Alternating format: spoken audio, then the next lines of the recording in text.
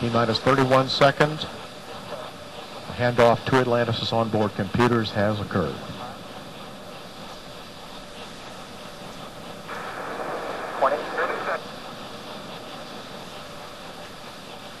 15 seconds. Range safety systems armed. Sound suppression system water activated. T-minus 10, 9, 8. Go for main engine start. 7, 6. Main engine ignition. 4, 3, 0. And liftoff of Space Shuttle Atlantis as Columbus sets sail on a voyage of science to the space station. Houston now controlling. Roger, roll, Atlantis. Columbus weighs anchor from its port in Florida. Atlantis on the proper alignment, heads down, wings level for the 8.5-minute ride to orbit, taking aim on the International Space Station for docking on Saturday. 28 seconds into the flight.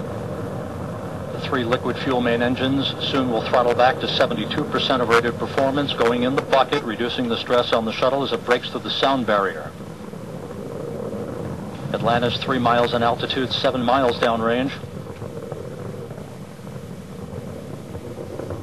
50 seconds into the flight. Engines beginning to throttle back up, standing by for that call from Capcom Jim Dutton.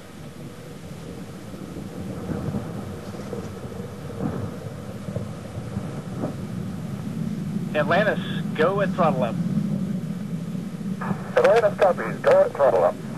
The throttle up call acknowledged by Commander Steve Frick, joined on the flight deck by pilot Alan Poindexter, Rex Walheim, and Leland Melvin. Seated down on the middeck are Stan Love and Hans Schlegel and Leopold Aarts of the European Space Agency. Aarts hitching a ride to his new home on the International Space Station. 1 minute, 30 seconds into the flight. Atlantis already 15 miles in altitude, 16 miles downrange from the Kennedy Space Center, traveling 2,000 miles an hour.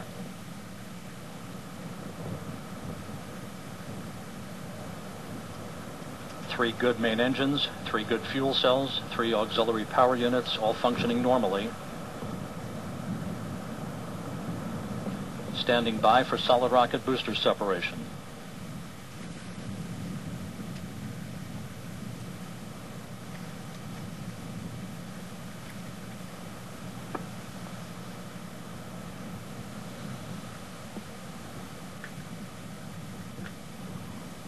Booster officer confirms a good solid rocket booster separation, good staging.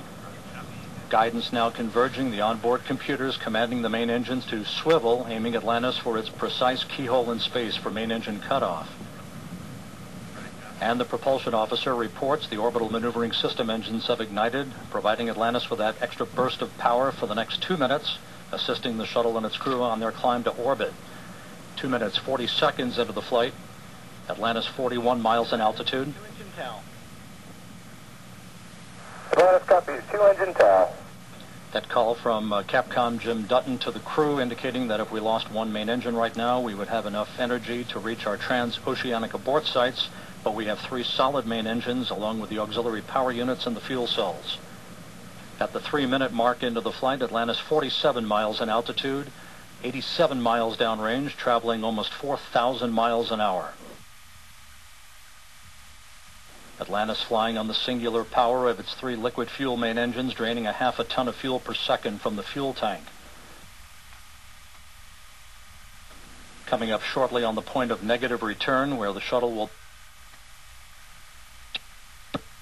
in the event of an engine failure, but we're flying on 3 solid main engines right now.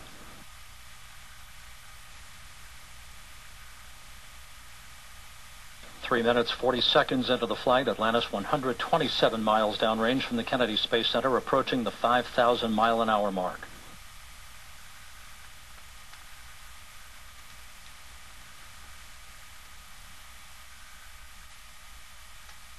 Atlantis, negative return. Atlantis copies, negative return. And the Environmental Systems Officer in Mission Control reports a good flash evaporator system providing cooling for Atlantis' avionics until the time we open the payload bay doors an hour and a half into the flight. 4 minutes, 15 seconds. 62 miles in altitude, 176 miles downrange, traveling 5,500 miles an hour. Atlantis flying straight as an arrow, speeding toward a date with the International Space Station on Saturday.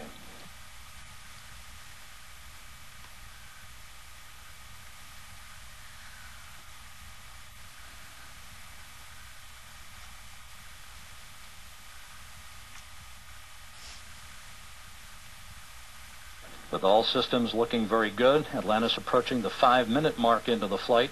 65 miles in altitude, 230 miles downrange from the Kennedy Space Center, traveling 6,500 miles an hour, all systems in good shape.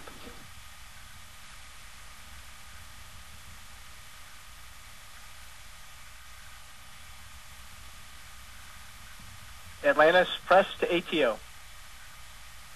Press to ATO. That call indicating should we lose an engine, we can make our minimal orbital cutoff targets. However, all 3 main engines continue to perform normally. 3 good auxiliary power units, 3 good fuel cells. 5.5 minutes into the flight. Atlantis, 8,000 miles an hour in its velocity, 67 miles in altitude, 310 miles downrange from the Cape. Atlantis, single engine ops 3. Atlantis copies. Single engine ops 3.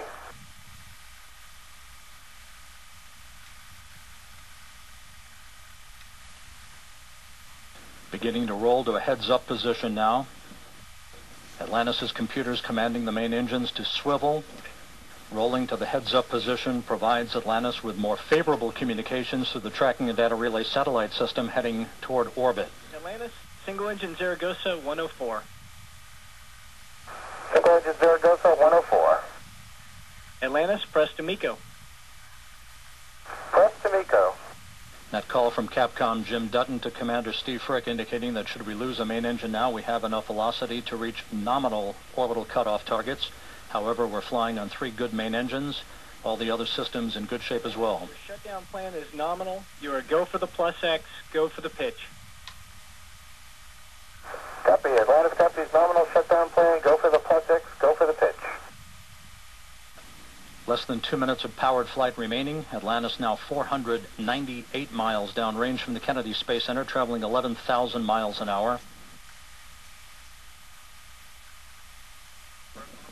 About Atlantis, single engine press 104. Atlantis copies. Single engine press 104. About 20 seconds from now, the main engines will once again be throttled down to limit the stress on the shuttle and its 7 crew members to that of 3 times the effect of gravity. Atlantis currently traveling at a speed of about 4 miles a second.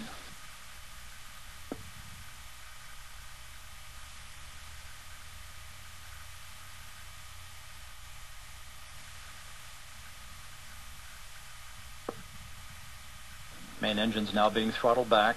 7 minutes, 40 seconds into the flight. Atlantis now traveling 14,000 miles an hour, 675 miles downrange from the Kennedy Space Center.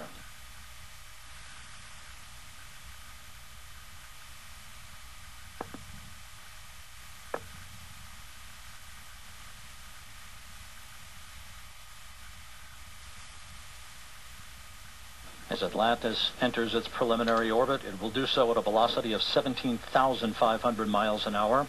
20 seconds of powered flight remaining.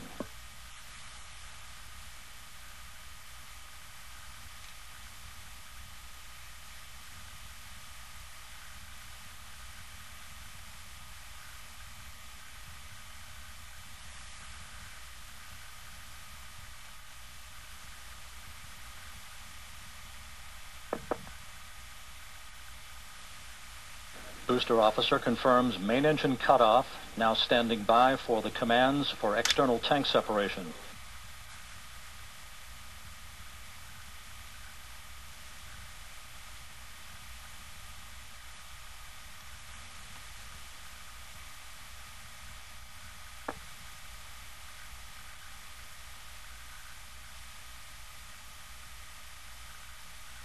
Atlantis, no action on the cabin DPDT at the Deucer.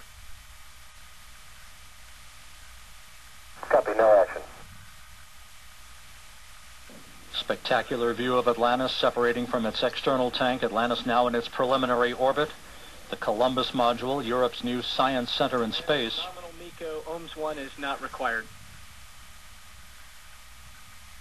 Nominal MECO. OHMS 1 not required. Thanks, Mash. Commander Steve Frick now maneuvering Atlantis to the correct orientation so that video and digital stills of the fuel tank can be captured by cameras embedded in the shuttle's umbilical well for post-flight analysis. A smooth and uneventful ascent. Atlantis now in its preliminary